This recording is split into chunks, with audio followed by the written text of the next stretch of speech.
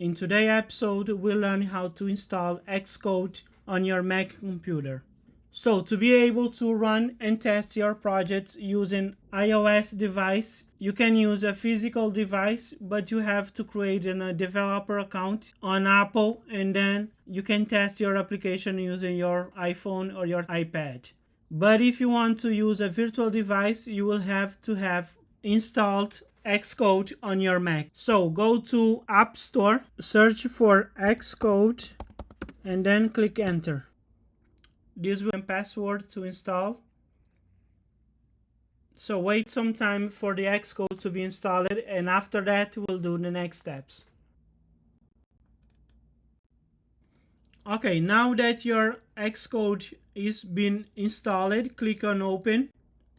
Then you come right here on this tab and you go inside of your Windows, select this option, device and simulators. Right here you have your tab for device if you have a real device connected, and then you can click on simulator to create a new simulator. Click on this plus button.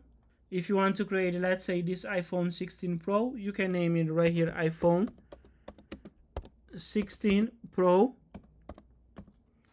and then right here you select the device type, and then you can select the iOS version. If you don't have none of this version available to you, click on download more simulator runtime.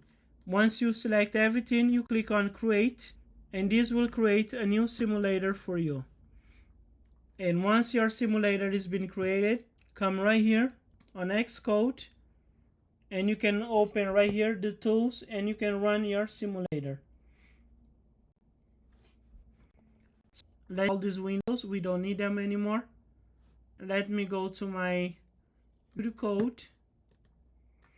Now to run your app using the iOS simulator, come right here. If you don't see this option, iPhone Pro 16, you will see the option for no device. Click on it, and then you can select your device. Click on this device and then select the option start debugging or run without debugging. Let's run without debugging to run quicker, and just wait a few minutes or seconds depending on your computer speed, and you will see your app will run in this device simulator right here.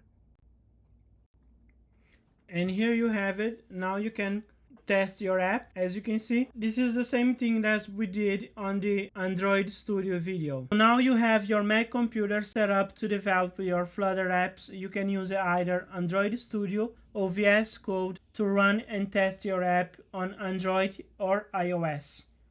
For me, in this tutorial series, I'll be mostly working with VS Code, but you can use Android Studio if you want to follow along. After this video, we'll focus now on learning about Flutter itself. So in the upcoming video, we'll explore your project folders and understand those files and folders inside of your project. If you find this video useful, give it a like. This will help our channel, and consider subscribe for more Flutter videos. So this is it for this video. See you on the next one.